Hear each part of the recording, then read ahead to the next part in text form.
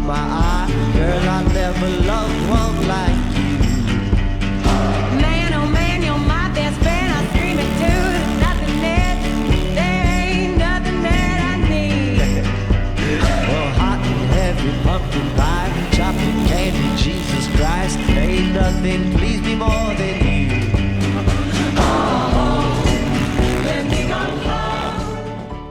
Tere kõigile, kes te seda videot vaatama olete sattunud. Tekkis selline idee näidata teile 2-1 siis videot oma hooajavälisest sõidutreeningust ja siis samal ajal rääkida natukene ka, kuidas möödunud hooaeg läks ja kuidas üldse 3 viimast aastat Ameerikas läks ja millised on siis tulevikuplaanid ja eesmärgid. Nagu paljud teavad, siis viimased 3 aastat ma võistlesin Ameerikas. Kui ma olin juba pikalt sinna Euroopas võistelnud, tekkis mõte, et ikkagi tahaks Ameerikasse ka proovida minna, et see on pikaaegne unistus mul olnud. Ja 2022 aasta lõpp oli siis see aeg, kui ma hakkasin uurima ja esimene eesmärk oli siis saada lihtsalt minna Ameerikasse, teha seal 1-2 võistlust, et mõte tervet hooaega teha tundus kuidagi väga-väga kauge ja väga keeruline just finantsiliselt ja see tundus selline ulmeline eesmärk ja nagu ka võimatu, aga nii kui ma hakkasin uurima, et kus ma leiaksin masinat, et seal 1-2 etappi kaasa teha, siis Ameerikas mulle vastati, et on üks tiim, kus sõitja on puudu ja kuidagi sealt hakkas siis järjest minema nii, et lõpuks tegime kokkuleppe, et ma sõidan terve aasta kaasa ja see oli minu jaoks selline ülisuur unistuse täitumine, et aga eks see teekond on olnud väga keeruline, et tiimiga ma suhtlesin vaid 1 korra enne ja põhimõtteliselt läksin 2 kätt taskus sinna, 2 kohvrit ka kaasas ja tutvusin esimest korda meeskonnaga siis Ameerikas, et lendasin kohale ja lootsin, et ikkagi tullakse lennujaama vastu ka, et sedasi see teekond algas. Esimene aasta, kui ikkagi oled ainult neid sõitjaid YouTube'ist vaadanud terve aeg ja siis nüüd kõik need iidolitega oled ühes stardis, siis see on väga huvitav ja uus kogemus minu jaoks oli. Ja esimesed etapid läksidki nii, et ma ise olin masina peal väga krampis, närvis ja ilmselt ei olnud ka masina seadistus minu jaoks veel niivõrd paigas, et oleksin saanud ennast mugavalt tunda ja sellest kujunes välja üks suur probleem minu jaoks, et käed läksid nii täis, et mitu nädalat pärast sõitmist mul veel käed valutasid ja terve see 2023 hooaeg oligi kogu aeg nii, et iga ring, mis ma sõitsin, käed olid nii paksud ja täis, et pidin hooaja lõpus siis leidma lahendused, mis nüüd edasi saab ja otsustasin minna operatsioonile siin Eestis. Tehti lihase fassiotoomia ehk siis lihase ümber kile lõigati natukene lahti, et lihasel oleks rohkem ruumi. 2024 läksin uuesti tagasi Ameerikasse, lootes, et kõik on korras sellega, aga probleem jätkus ja isegi läks natukene hullemaks. Aga vaatamata sellele ma ikkagi üritasin sõita nii hästi kui sain ja selle taha küll midagi, natukene küll jäi, aga selle taha küll pugeda ei saa, et selle pärast oleks tulemus kannatanud, et tegin endast maksimumi ja eelmise aasta lõpus, siis 2024 aasta lõpus leidsin uue arsti, kes samat asja teeks, seekord siis Belgias ja pärast seda kõik toimis, kõik oli super ja 2025 siis minu 3. hooaeg Ameerikas leidsin uue meeskonna, tuli pakkumine minna tagasi ja sõita uues tiimis, Westland Motorsport ja nendega läks väga hästi. Eks need 3 aastat, mis ma Ameerikas olin, et iga aastaga läks mul kergemaks, tundsin ennast vabamalt, kui alguses esimene aasta ma olin väga närvis iga kord, kui ma stardipuu taha läksin, sest ikkagi kõik need mehed, kes seal stardis olid minu suured iidolid. Juba väiksest peale ma neid telekast vaatasin. Etrik, Viinen, Rastrelli, kõik sellised sõidumehed. Ja nüüd 3 aastat hiljem ma saan öelda, et nad on kõik minu head sõbrad. Ma olen nendega koos kõigiga trennis käinud isegi mõne kodurajal sõitmas. Et see kogemus, mis ma sealt sain, nii motocrossiga seoses kui ka muu elu, on minu jaoks väga hindamatud ja kõik see on vaid tänu minu sponsoritele ja minu perekonnale, et ma olen tõesti südamest tänulik. Aga eks see krossi sõitmine seal oli väga äge, aga kõik muu eluolu olid üpriski keerulised ja seetõttu olen otsustanud tagasi tulla Euroopasse ja võistelda siis Euroopa meistrivõistlustel, püüda tagasi oma tiitlit. Kui 3 aastat tagasi ma olin juba natukene väsinud siin Euroopas sõitmisest ja ainuke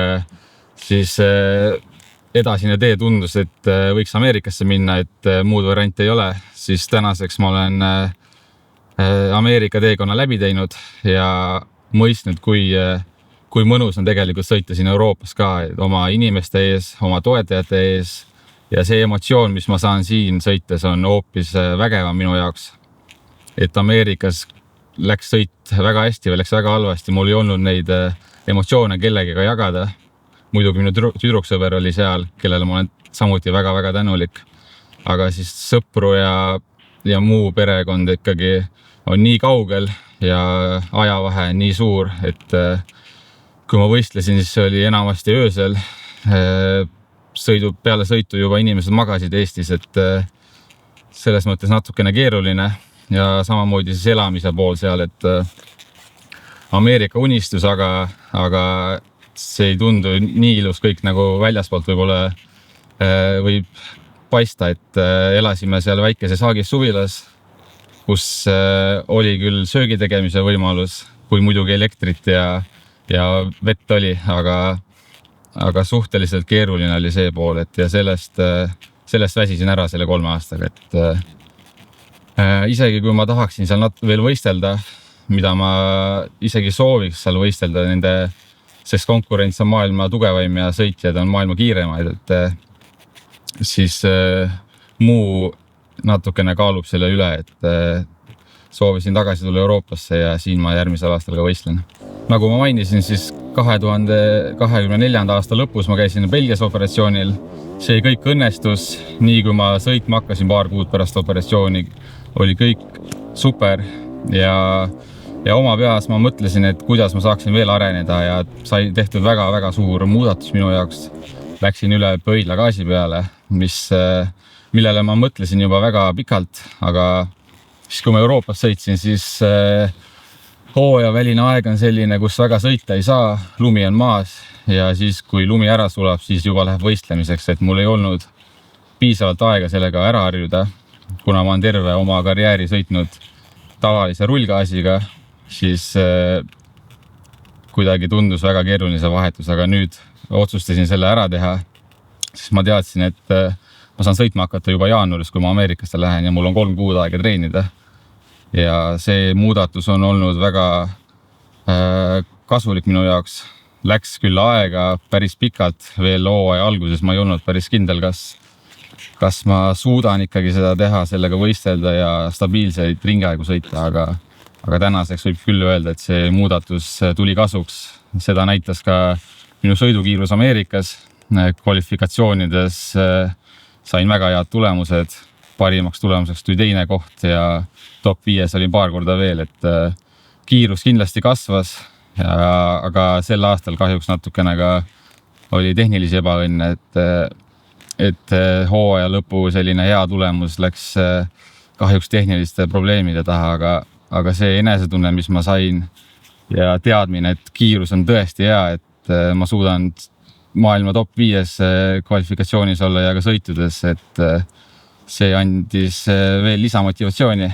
Kui me seal Ameerikas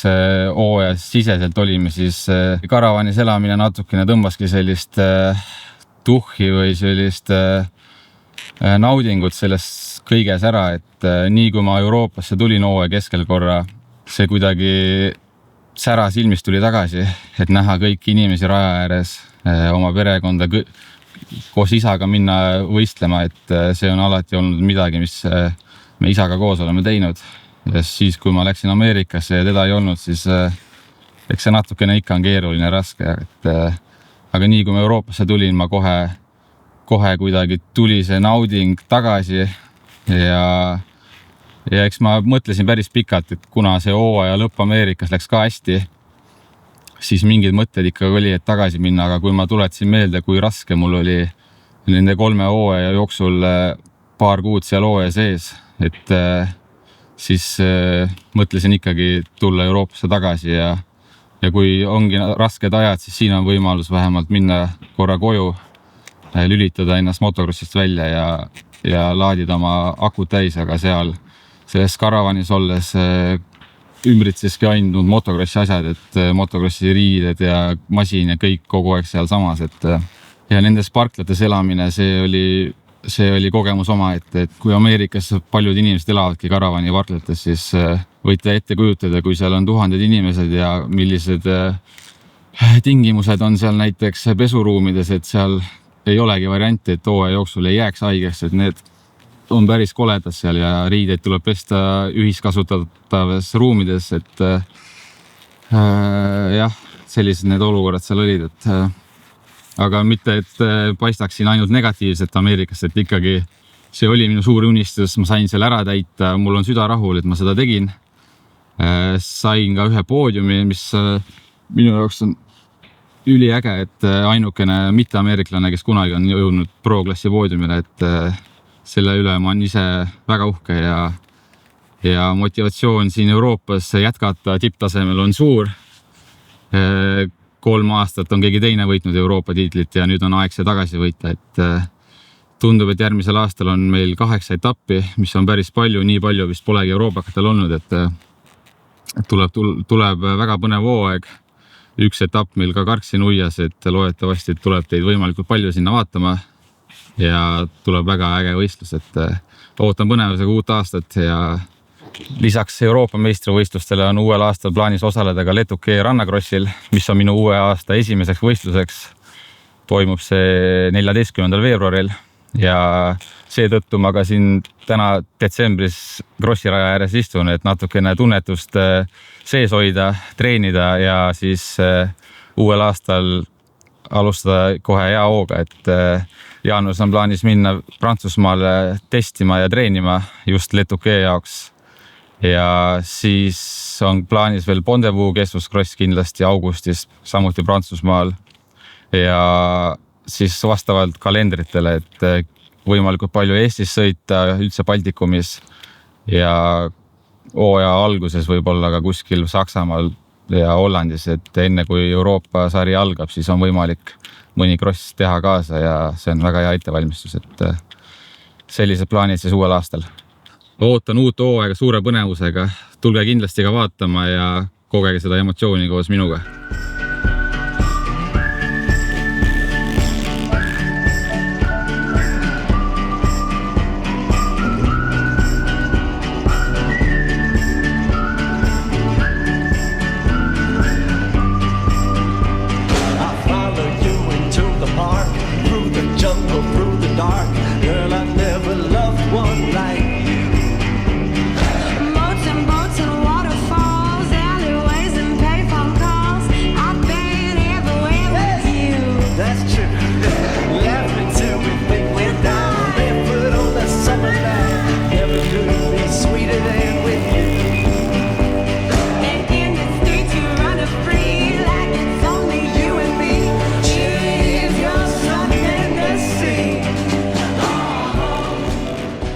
Praegu on detsembri algus ja suht külm on, et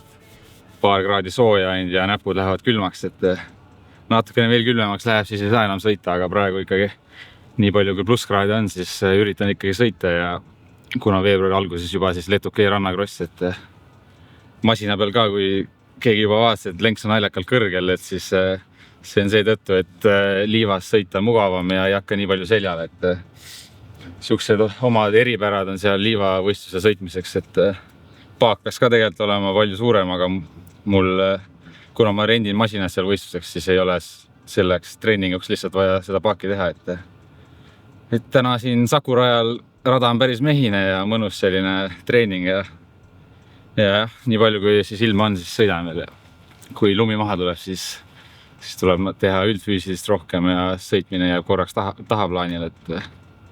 ja kui Letukeed ka ei oleks, siis ilmselt praegu natukene puhkaks ja alustaks natuke hiljem sõitmist. While you were sitting in the back seat smoking a cigarette you thought was going to be your last, I was falling deep, deeply in love with you.